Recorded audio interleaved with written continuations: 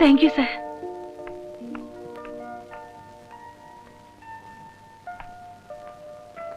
ഭർത്താവ് കാണാൻ വന്നിരിക്കുന്നു.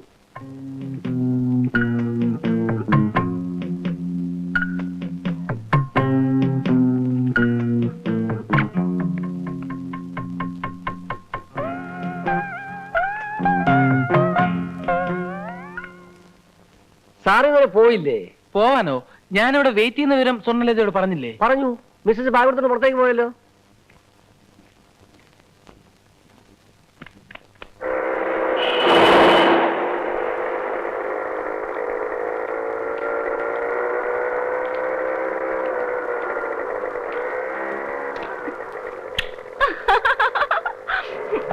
ഓഹോ, അത് ശരി. എടോ ഭാര്യ, അമ്പടി ശമ്പളം വാങ്ങിട്ട് പുറകെ കൂടെ മുങ്ങിയ ഞാൻ അറിയില്ലെന്ന് വിചാരിച്ചു. വണ്ടി എടുത്തോ, വണ്ടി എടുത്തോ. ഞാനാണ് പറഞ്ഞ വണ്ടി എടുത്താൽ. ഞാൻ ആരാണോ? ഞാനവിടെ ഭർത്താവാ. ഞാൻ ഇയാളുടെ ഭാര്യയൊന്നും അല്ല. ഭാര്യ അല്ലേ? ശമ്പളത്തിന്റെ മൂന്നിലൊന്ന് തരാമെന്ന് പറഞ്ഞ് നമ്മൾ പാർക്കിൽ വെച്ച് കരാറുണ്ടാക്കിയത് മറന്നുപോയോ? വണ്ടി എടുത്തോ, ചുമ്മാ ആവശ്യമില്ല. പബ്ലിക് റോഡാണ് പറഞ്ഞോ. വണ്ടി നിർത്തിയിലേക്ക് എന്റെ ഭാര്യയെ തട്ടിക്കൊണ്ടുപോകാൻ ഞാൻ ക്രിമിനൽ കേസ് തന്നെ പേര് കൊടുക്കും. വണ്ടി എടുത്താൽ വണ്ടി അവരെയൊക്കെ കാശി ഞാൻ കാശൊന്നും തരല്ല. ശല്യമായല്ലോ. എന്ത് ശല്യം? എങ്കിൽ നീ അടുത്ത ശമ്പളം വാങ്ങി തിരിക്കുന്ന കാരണം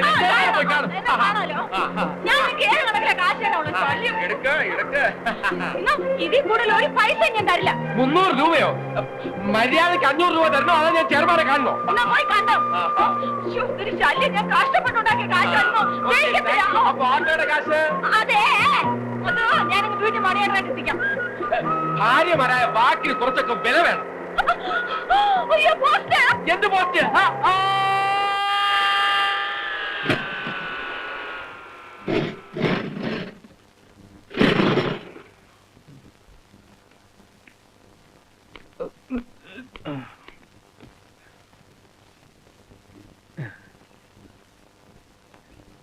എന്താ ഇത്?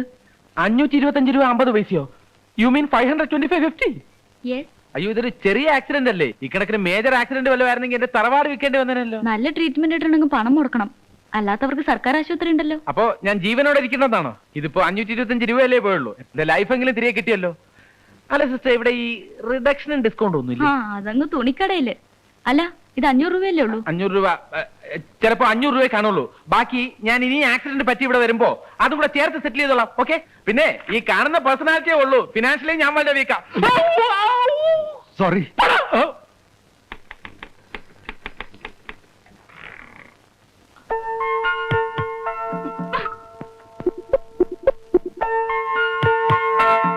അയ്യോ, ഇത് എന്ത് പറ്റി ചേട്ടാ? ഇങ്ങോട്ട് വരുന്ന വഴിക്ക് ട്രാൻസ്പോർട്ട് ബസ്സിന് കുറുക്കേ ചാടിയ ഒരു പയ്യന്റെ ജീവൻ രക്ഷിക്കുന്നതിനിടെ പറ്റിയതാ. ഇതൊന്നും സാരമില്ല. ആ പിഞ്ചു ബാലൻ ഒരു പരിക്ക് പോലും ഏൽക്കാതെ രക്ഷപ്പെട്ടല്ലോ. അയ്യോ, എന്നിട്ടെന്താ എന്നെ അറിയിക്കാഞ്ഞത്? അത് പിന്നെ വെറുതെ അറിയിച്ചിട്ട് ലതയ്ക്ക് എന്തിനാ വിഷമം ഉണ്ടാക്കുന്നത്? പിന്നെ ECG, എക്സ്റേ, സ്കാനിങ് ഇതൊക്കെ നടത്തുന്നതിന് ഒരു 500 റുപ്പീസിന്റെ ആവശ്യമുണ്ട്. എന്റെ കയ്യിലിപ്പോ ഇല്ലല്ലോ ചേട്ടാ. ഇനി അടുത്ത 1-ാം തീയതി അല്ലേ ശമ്പളം കിട്ടൂ. അതിനെന്താ, ഇവരോട് ആരോടെങ്കിലും കടം വാങ്ങിച്ചാൽ മതി. ഞങ്ങൾ പിരിച്ചു തരാം. അതൊന്നും വേണ്ട. ചേട്ടൻ ഇങ്ങോട്ടൊന്നും ഞാനോ? അല്ല, ഈ ചേട്ടൻ. ഒരു മിനിറ്റ്. പിഞ്ചു ബാലന്മാരെ മരണവക്ത്രത്തിൽ നിന്ന് രക്ഷിക്കുന്നത് എന്റെ ഒരു വിനോദാണ്. ചേട്ടന് തോന്നുന്നുണ്ടോ ആക്സിഡന്റ് പറ്റിയതാണെന്ന്? പിന്നെ ഞാൻ ആരോടും പറയാത്തതാ. ഈയിടെയായിട്ട് ഉണ്ണിയേട്ടന് മദ്യപാനം കുറച്ച് കൂടുതലാ. ബോട്ടിൽ വാങ്ങാൻ കാശിനാ ബാൻഡേജും കെട്ടി വന്നിരിക്കുന്നത്. സംശയം ഉണ്ടെങ്കിൽ ചേട്ടൻ പതുക്കെ ചെന്ന് ആ കൈ ഒന്ന് പിടിച്ച് തിരിച്ചു നോക്കിയേ. അത് പിന്നെ ഞാനല്ലേ പറയുന്നത്. ചെല്ല്. NCC-ലും ഉണ്ടായിരുന്നു, സ്കൗട്ടിലും ഉണ്ടായിരുന്നു. അപ്പോഴേ എന്തൊക്കെയുണ്ട് വിശേഷം? എന്ത് വിശേഷം ചേട്ടാ? എന്തെങ്കിലുമൊക്കെ നല്ല കാര്യം ചെയ്ത് ജീവിതം ഇങ്ങനെ തള്ളി നീക്കുന്നു. അല്ലാതെന്താ? എന്താ ഇത്? അല്പം മനുഷ്യത്വം വേണ്ടേ? ഒന്നും പറയണ്ട. അങ്ങോട്ട് പോവാനല്ലേ പറഞ്ഞത്? അങ്ങോട്ട് പോവാൻ. ചേട്ടന് വേദനിച്ചോ? ഒന്നിങ്ങോട്ട് വന്നേ. ഇപ്പം കണ്ടല്ലോ, ഇനി എന്നെ ശല്യം ചെയ്യാൻ വന്ന ഇതൊക്കെയാവും ഫലം. സമ്മതിച്ചു, നീ വലിയ സാമർത്ഥ്യക്കാരി തന്നെ. പക്ഷെ ഒന്നോർത്തോ, അല്പം കൂടി സൂക്ഷിച്ചില്ലെങ്കിൽ പാര അങ്ങോട്ടും വരും. ഞാൻ പറഞ്ഞ കാശിന്റെ കാര്യം എന്തായി? 1-ാം തീയതിക്ക് മുമ്പ് ഒരു പൈസ പോലും കിട്ടുമെന്ന് പ്രതീക്ഷിച്ച് നിങ്ങൾ ഇവിടെ നിൽക്കണ്ട. ഇനി ഉള്ള കാര്യം പറയാമല്ലോ. ഞാനൊരു കുടിയിറക്ക് ഭീഷണിയില്ല. കൊടുത്തു തീർക്കാനുള്ള വാടക കുടിശ്ശിക എത്രയും പെട്ടെന്ന് കൊടുത്തില്ലെങ്കിൽ ലോഡ്ജിൽ നിന്ന് ഇറക്കി വിടുമെന്നാ ഓണർ പറഞ്ഞിരിക്കുന്നത്. അതിന് ഞാനെന്ത് വേണം? എന്റെ കൂടെ താമസിപ്പിക്കണോ? അയ്യോ, അതൊക്കെ ലതയ്ക്ക് ബുദ്ധിമുട്ടാവില്ലേ? അയ്യടാ, അങ്ങോട്ട് പോന്നേരെ പെട്ടിയും കിടക്കയായിട്ട്. അവിടെ നല്ല 1-ാം തരം ചൂലുണ്ട്. വെറുതെ എന്നെ വാശി പിടിപ്പിക്കരുത്. വാശി പിടിപ്പിച്ച കൂടുതൽ വരട്ടല്ലേ? വരട്ടിയാൽ നമുക്ക് കാണാം കാണാം കാണാം ആ കാണാം.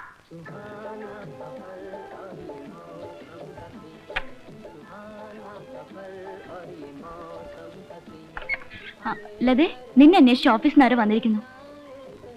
ഇതാ വരുന്നു. ആരാ? എന്തിനാ നിങ്ങൾ ഇങ്ങോട്ട് വന്നത്? അത് കൊള്ളാം. ഭാര്യയുള്ളിടത്തല്ലേ ഭർത്താവ് കഴിയേണ്ടത്? ഓഹോ, ആ അവകാശം പറഞ്ഞ് ഇവിടെ താമസിക്കാൻ വേണ്ടിയിട്ടാണോ ഈ പെട്ടിയും കിടക്കയായിട്ട് എഴുന്നള്ളിയിരിക്കുന്നത്? എഴുന്നേക്ക്, ഉടൻ സ്ഥലം വിട്ടോ. ഒന്നല്ലേ, ഒരു വികലാംഗനോട് ഇത്ര ക്രൂരമായി സംസാരിക്കാതിരിക്കൂ. വാടക കൊടുക്കാനില്ലാത്തതിന്റെ പേരിൽ എന്നെ ലോഡ്ജിൽ നിന്നും ഇറക്കി വിട്ടിരിക്കുകയാണ്.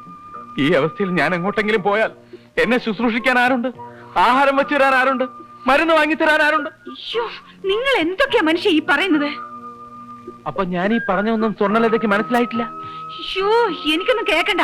ഇവിടെ താമസിക്കാനുള്ള പരിപാടിയാണെങ്കിൽ അത് നടക്കില്ല. ഇത് അവസാന തീരുമാനമാണോ? എന്നാ ശരി, ഞാൻ നേരെ കമ്പനി ചെയർമാന്റെ വീട്ടിൽ പോവാം. ഇതിനേക്കാളും സൗകര്യം അവിടെ കാണുമല്ലോ.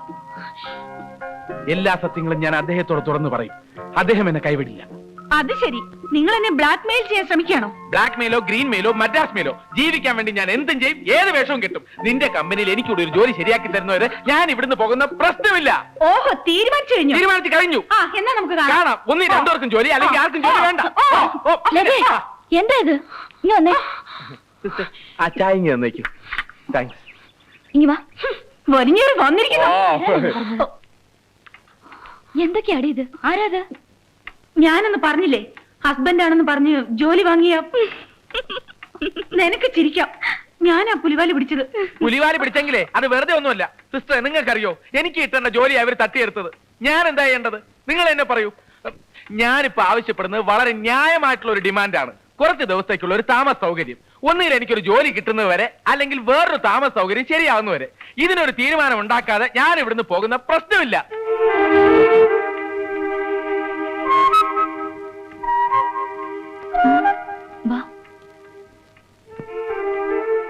ഇനി എന്ത് ചെയ്യൂടെ? എനിക്കൊരു പിടിയും കിട്ടുന്നില്ല. ഇപ്പൊ അയാൾ ഇവിടുന്ന് പറഞ്ഞു വിട്ടാ നിന്റെ ജോലി പോക്കാം. തൽക്കാലം നമ്മൾ അയാളെ സഹിച്ചേ പറ്റൂ. വിശ്വട്ടനൊന്ന് വന്നാ എന്തെങ്കിലും ഒരു ജോലി ഇയാൾക്ക് ശരിയാക്കി കൊടുക്കാം. അതുവരെ ഇവിടെ എങ്ങാനും കഴിഞ്ഞോട്ടെ. ഇവിടെയോ? ആ വരാന്തയിലുള്ള മുറി വെറുതെ ഒഴിഞ്ഞു കിടക്കല്ലേ. നമുക്ക് വേറെ ശല്യമൊന്നുമില്ലല്ലോ. അത് വേണോ? അതേ ഉള്ളു മാർഗം. വാ.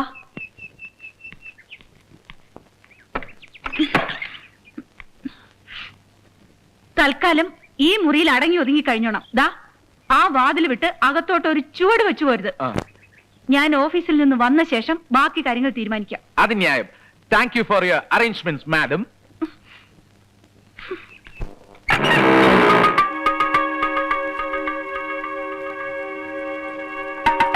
എവിടെയവൻ? വിശ്വനാഥൻ. വിശ്വേട്ടൻ ഇവിടെ ഇല്ല. കാശിന്റെ എന്തോ ആവശ്യത്തിന് വേണ്ടി പോയിരിക്ക. 3-4 ദിവസം കഴിഞ്ഞേ വരൂ. എനിക്കിനി അവധി കേൾക്കാനൊന്നും പറ്റുകയില്ല. മനസ്സിലായോ? വാങ്ങിച്ച കാശ് ചോദിക്കാൻ ആണുങ്ങൾ വരുമ്പോ അവധി പറയാൻ ഭാര്യ ഒരുക്കി നിർത്തിയാൽ മിണ്ടാതെ അങ്ങ് പോകുന്ന അവന്റെ വിചാരം. അവറാത്തിനു കിട്ടുകയില്ല. നീ കണ്ണുരുട്ടി കാണിച്ചെന്ന് വിചാരിച്ച അവറാറ്റം പേടിക്കല. കാശ് എണ്ണി വാങ്ങിക്കുമ്പോ ഓർക്കണമായിരുന്നു. സാറേ, സ്ത്രീകളോട് അല്പം കൂടെ മര്യാദയ്ക്ക് സംസാരിക്കണം. അയ്യോ, ഇയാൾ ആരാ? ഞാൻ ആര് വേണോ ആയിക്കോട്ടെ. കാശിന്റെ പ്രശ്നം തന്നാ തീരുന്നേ ഉള്ളൂ. പക്ഷെ പുറത്തു വിടുന്ന വാക്ക് പിന്നെ തിരിച്ചെടുക്കാൻ പറ്റില്ല. എന്നാ നീ ഇതിൽ ഇടപെടണ്ട. എടാ മോനിച്ച, നീ ഇവിടെ ഒരു കുത്തിയിരേടാ. അവൻ എന്നാ വരുന്നെന്ന് വെച്ചാ പണവും മാറ്റോണ്ട് വന്നാ മതി. കാവലിരിക്കാൻ തൽക്കാലം ഒരു പട്ടിയുടെ ആവശ്യം ഇവിടെ ഇല്ല. ഏതാ? അത് എന്റെ ബ്രദറാ.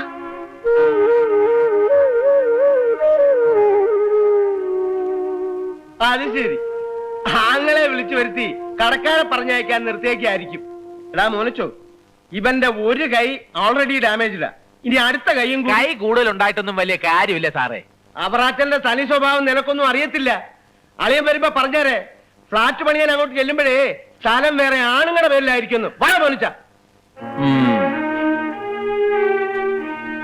എന്താ സിസ്റ്റർ, ആരാ ഇയാൾ? എന്താ പ്രശ്നം?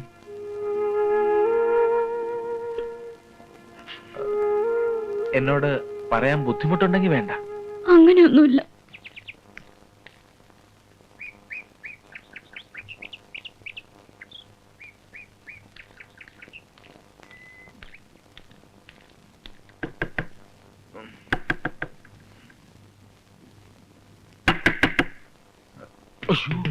വരുന്നേ, ആരാ?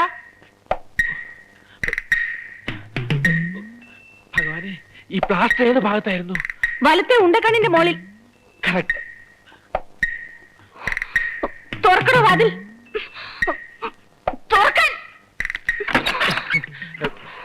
എല്ലാം ക്യൂറായി. പക്ഷെ ഇനിയും കൈ ഒടിയായിരിക്കാൻ 6 മാസത്തേക്ക് സമയം കിട്ടുമ്പോഴൊക്കെ കൈ ഇങ്ങനെ ചുറ്റിക്കൊണ്ടിരിക്കണമെന്നാണ് ഡോക്ടർ പറഞ്ഞു. 6 മാസത്തേക്കല്ല, ആജീവനാന്തം ബാൻഡേജ് കെട്ടേണ്ട അവസ്ഥയിലാക്കിത്തരാൻ തന്നെ ഞാൻ. മിസ്റ്റർ, താൻ എന്താ കരുതിയേ? തന്റെ ഭീഷണിയെ പേടിച്ച ഇവിടെ താമസിപ്പിക്കാൻ സമ്മതിച്ചെന്നാണോ? ഇന്ദു പറഞ്ഞോണ്ട് മാത്ര അവളൊരു പാവായിപ്പോയി. ജോലി കിട്ടാൻ വേണ്ടി ഞാനൊരു കള്ളം പറഞ്ഞു. തെറ്റ് തന്നെ, സമ്മതിച്ചു. അതിന്റെ പേരിൽ എന്നെ ഇങ്ങനെ വേട്ടയാടാൻ നടക്കുന്നത് കഷ്ടമാണ്. ഞാനിപ്പോ എന്താ ചെയ്യണ്ടേ? ദയവ് ചെയ്ത് നിങ്ങൾ ഇവിടെ നിന്നൊന്ന് പോയി തരണം, എങ്ങോട്ടെങ്കിലും. കൊള്ളാം, അഭിനയം കലക്കി.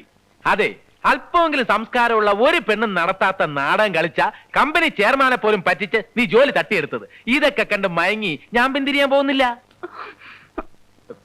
അതൊക്കെ പോട്ടെ, എനിക്കൊരു 100 മണീസ് വേണം, വളരെ അത്യാവശ്യം. 100 മണീസോ?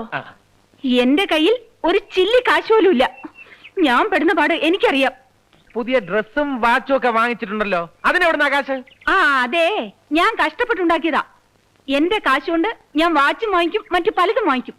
താനാരാ ചോദിക്കാൻ?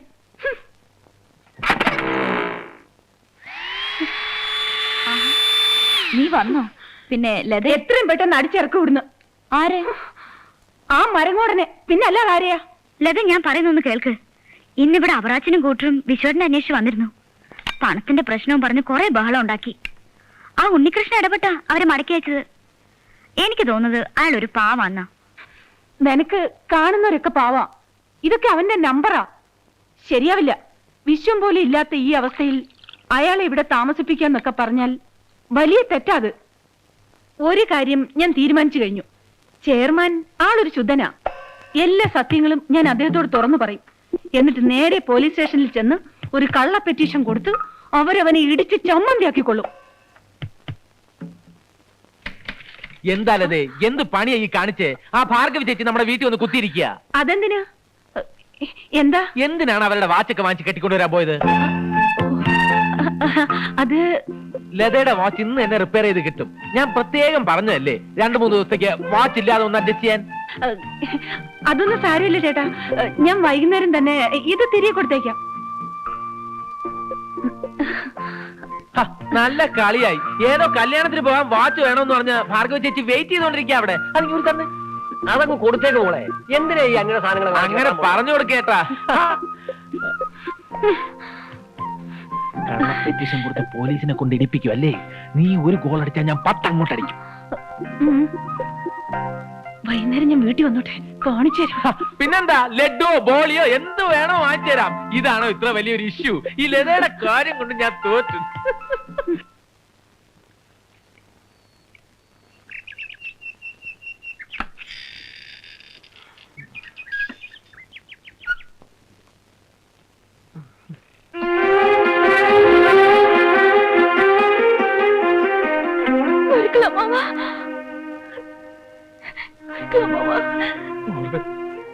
സുഖമാണോ? ഇപ്പോഴെങ്കിലും ഇങ്ങോട്ട് വരാൻ തോന്നിയല്ലോ. ആഗ്രഹമില്ലഞ്ഞിട്ടാണോ കുട്ടിയെ? അവിടെയുള്ള ആളിന്റെ വാശിയെ കുറിച്ച് ഞാൻ മോളോട് പറയണോ? വാദിക്കാവുന്നിടത്തോളം ഞാൻ വാദിച്ചു നോക്കി. ഒരു കുലുക്കം ഇല്ല. മുത്തശ്ശി കാണാൻ കൊതിയാവുന്ന ഗുരുക്കളമ്മ. മുത്തശ്ശിക്ക് സുഖാണോ? മുത്തശ്ശിക്ക് പ്രത്യേകിച്ച് അസുഖമൊന്നുമില്ല. വിശ്വനാഥന്റെ ബിസിനസ് ഒക്കെ എങ്ങനെയുണ്ട്? ആ, നന്നായി നടക്കുന്നു അമ്മാവ. അയാളൊന്ന് നേരിട്ട് കാണാൻ ഉണ്ടോ ഇവിടെ? അയ്യോ, ഇവിടെ ഇല്ല. ഓഫീസ് എവിടെയാണെന്ന് പറഞ്ഞാൽ അവിടെ പോയി കണ്ടോളാം. അത് ഇന്ന് ഓഫീസിൽ ഉണ്ടാവില്ല. 2-3 സ്ഥലത്ത് പോകാനുണ്ട്. അല്പം വൈകുമെന്ന് പറഞ്ഞിട്ടാ പോയത്. അതുകൊണ്ട് ഇനി ഓഹോ, എത്ര വൈകിയാലും സാരില്ല. വിശ്വനാഥൻ വന്ന് കണ്ടിട്ടേ ഗുരുക്കളമ്മ മടങ്ങുള്ളൂ. പോരെ, സന്തോഷായില്ലേ?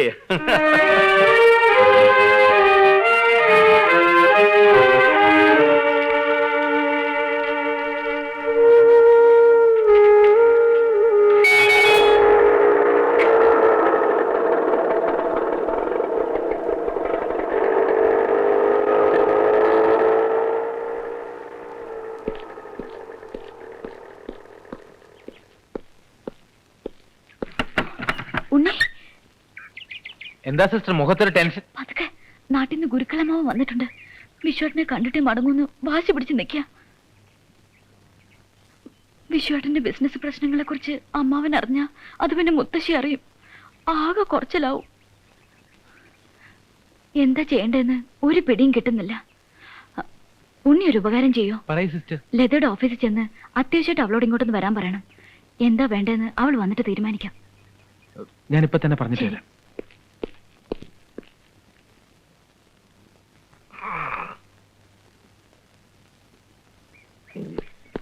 ആഹാ, വരാൻ വൈകൂന്ന് പറഞ്ഞു. വിശ്വനാഥൻ എപ്പോ എത്തി? അല്ല, ഞാൻ ഒന്നും പറയണ്ട. സൂര്യനാരായണ ഗുരുക്കൾ ഇന്ദുമോള് പറഞ്ഞിട്ടില്ലേ? അമ്മാവൻ എന്നെ തെറ്റിദ്ധരിച്ചിരിക്കുക. നോക്കൂ, അത് മാത്രം പറയരുത്. മുത്തശ്ശിക്ക് എന്തെങ്കിലും തെറ്റിദ്ധാരണ നിങ്ങളെ കുറിച്ച് ഉണ്ടാവും. എനിക്ക് അങ്ങനൊന്നും ഇല്ല. അയ്യോ, ഞാനല്ല. അതൊക്കെ അവിടെ നിൽക്കട്ടെ. ഇങ്ങോട്ടൊന്നുള്ളൂ. വളരെ ഗൗരവമുള്ളൊരു വാർത്തയായിട്ടാണ് ഞാൻ വന്നിരിക്കണേ. തൽക്കാലം ഇന്ദുമോള് അറിയണ്ട. മുത്തശ്ശി മരണശയ്യയില്ല. എപ്പോഴാ എന്താ സംഭവിക്കുക എന്ന് പറയാൻ പറ്റില്ല. ബന്ധുക്കൾ ഉണ്ടെങ്കിൽ അറിയിച്ചോളാനാണ് ഡോക്ടർ പറഞ്ഞിരിക്കണേ. ഈ വാർത്ത ഇന്ദുമോൾ അറിഞ്ഞാൽ അത് താങ്ങാനുള്ള ശക്തി മോൾക്ക് ഉണ്ടാവില്ല. പേരക്കുട്ടിയും ഭർത്താവിനെ അവസാനായി ഒരു നോക്ക് കണ്ടിട്ട് സന്തോഷത്തോടെ കണ്ണടക്കണമെന്നാണ് മുത്തശ്ശിക്ക്. കഷ്ടകാലത്തിന് നമ്മൾ അവിടെ എത്തുന്നതിനും എന്തെങ്കിലും സംഭവിച്ചാ പിന്നെ അവരുടെ ആത്മാവിന് ശാന്തി കിട്ടില്ല. നിങ്ങൾക്കും പിന്നെ ജീവിതകാലം മുഴുവൻ അതൊരു മനോവ്യഥയാവും. ഇനി എല്ലാം വിശ്വനാഥന്റെ കയ്യിലാ. തറവാട്ടിലെത്തണ വരെ മുത്തശ്ശിയുടെ ഗുരുതരാവസ്ഥ ഇന്ദുവൾ അറിയാൻ പാടില്ല. എന്തെങ്കിലും കള്ളം പറഞ്ഞൊപ്പിച്ചോളണം. പേടിക്കണ്ട. ഇങ്ങനൊരു കാര്യത്തിന് കള്ളം പറയണത് തെറ്റല്ല.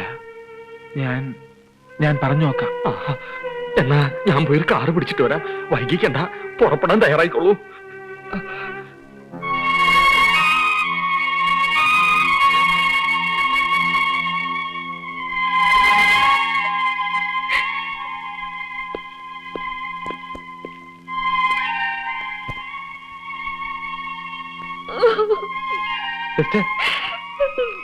സിസ്റ്റർ കരുതും പോലെ അത്ര സീരിയസ് ഒന്നുമല്ല.